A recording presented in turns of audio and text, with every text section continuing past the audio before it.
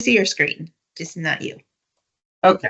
Well, I think that'll just have to do then for now. How about that? Can you still hear me? Yeah. Yeah. Okay. Great. All right. Hello, everyone. My name is David Mullens, and I have worked for the Census Bureau as a mathematical statistician for about 2.5 years in the Manufacturing Surveys Statistical Methods branch in the Economic Statistical Methods division. I work on the quarterly financial report. And just some background information on myself, I come to you as an individual who has been working on seasonal adjustment and noise infusion for a little over a year. So I am no expert and I have a lot to learn. So I'm really looking forward to chatting with some of you today about this topic. Any opinions and conclusions expressed here in this presentation are mine, and they do not reflect the views of the U.S. Census Bureau. The QFR program collects and publishes quarterly aggregate statistics on the financial results and position of U.S. corporations. Based upon a sample survey, the QFR program presents estimated statements of income and retained earnings, balance sheets, and related financial and operating ratios.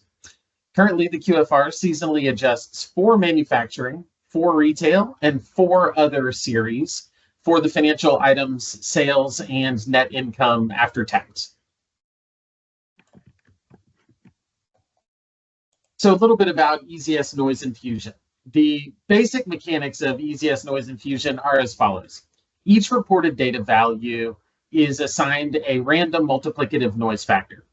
The unperturbed reported data value is then multiplied by the noise factor to yield a perturbed data value. The perturbed data value is used instead of the unperturbed data value as the basis of published table. Published cell values are the sums of the perturbed data values over the specified domains. For example, for QFR, that would be an industry and financial item combination such as retail, clothing and general merchandising, and net income after tax. Under EZS noise infusion, the randomness of the noise factor is typically circumscribed in some manner. The noise should be significant enough to provide adequate protection for a record, but not so significant as to excessively distort cell estimates. Another thing to note is that we want to preserve direction. Under current practices, the unit of analysis for disclosure avoidance is the company. That is, we seek to protect respondent data at the company level.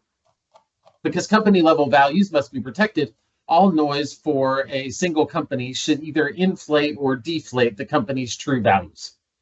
In order to preserve the utility of trend statistics, we would update multipliers in such a way that a particular establishment's values were perturbed in the same direction in successive iterations of the survey. So you can use several distributions to accomplish this, both bounded and unbounded, but all need to be split and symmetric, like the split triangular density function shown on this slide here. So I prepared this slide for the sake of an EZS example. For QFR context, suppose these companies belong to an industry and item combination, say durable manufacturing and sales. So suppose companies A to Z here, these are all just fabricated data values, have reported their sales and they're in the sector durable manufacturing, right? So we've got a reported data value of sales over a domain D for industry J, quarter T. And then from the split triangular distribution here, we randomly generate our noise factors. And for this example here, I've chosen A here to be 1.10 and B to be 1.15. So these are all generated between 1.10 and 1.15. And then to get the perturbed data value, right, it's just the product of the two for each industry J. So in this case, that would be durable manufacturing for each domain, if you will. Durable manufacturing, we have different companies here, and they're each assigned a noise factor. And so we multiply those to get the perturbed data value, and then we would sum those up or take a mean or something like that to get the final published estimate. So recently, QFR implemented EZS noise, And during our routine quarterly review of model outliers, we observed the emergence of a few outliers in 2023 Q4 data processing. And to be clear, on successive runs of seasonal adjustment and combined with analysts' revisions, these outliers have since gone away. But to understand the potential impact of noise infusion, we conducted a comparative analysis between series with and without noise infusion. This comparison was performed on both adjusted and unadjusted series. And our findings indicate that the relative difference between the noise-infused and non-noise infused series are generally minimal, with variations for the adjusted series, some of them seen here, typically remaining within a 1% threshold, except for a couple of exceptions. These small differences suggest that the noise infusion process may not significantly affect the integrity of the seasonal adjustments. So here, for a few different series, you can see they all remain within that 1% threshold for the most part.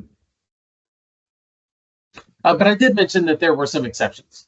And this is an example of one of the exceptions. We noticed that the difference, the percent difference between unadjusted series fell outside of the normal 1% that we were used to seeing. And we saw examples of that on the previous slide. And so here you can see it's about 5% roughly. And so the downstream effects of this after the series were adjusted were a lot more dramatic. You can see that once we seasonally adjusted the data, we observed the comparison of the noise versus non-noise was about 20% in this case. So after the analysis of comparison, we concluded that the ARIMA model we had previously built on the non-noisy data was no longer a good candidate for the noisy data. And we remodel our series every year. So we decided that when it was time to remodel the time series, we would remodel it. And we have remodeled our series on that mixed data, meaning that because our publication cycle includes a 5-quarter spread, some of the series has no noise on it. And the recent quarters have noise infused on them. So once time goes on, we will have more data with noise infused on it to model the series with more noisy data. Our QFR analysts revised the data based on late submissions to the survey. And under the guidance of the Census Bureau Seasonal Adjustment and Time Series staff, we will not be hard coding any outliers that are still within QFR's revision window. And so we will be keeping an eye on the time series to see how these new models built on the mixed noisy data are doing over time. So I think a good question to ask, and this is why we're presenting this work in progress here, is how does a particular disclosure avoidance methodology affect the seasonal adjustment models? In this case, EZS multiplicative noise infusion. Additionally, we are eager to explore the use of simulated data, perhaps to derive a more generalized methodology. For example, we could take some points off of a known function like a sine wave, build an ARIMA model on non-noisy data, infuse the noise, build the ARIMA model on mixed or completely noisy data, and conduct an analysis of comparison, etc. Or perhaps someone has a much better idea. We here on the QFR team are certainly all ears and would love to hear from those who have any suggestions. So I'm going to leave you with this. Is there an optimal approach to modeling multiplicative noise-infused data for seasonal adjustment? And as I said, we're presenting this as a work in progress because we're particularly interested in exploring existing literature on the seasonal adjustment of noise-infused data and engaging in discussions with experts in time series privacy. I'm glad you're here. Thank you for your time. And I look forward to the progress that we'll make on this moving forward. And I look forward to discussing our future work with some of you today. Special thanks to the individuals listed here. And of course, please reach out with any questions or suggestions you may have. Thank you. Thank you, David. I want to make sure we have all our talks in on time, so let's move right on to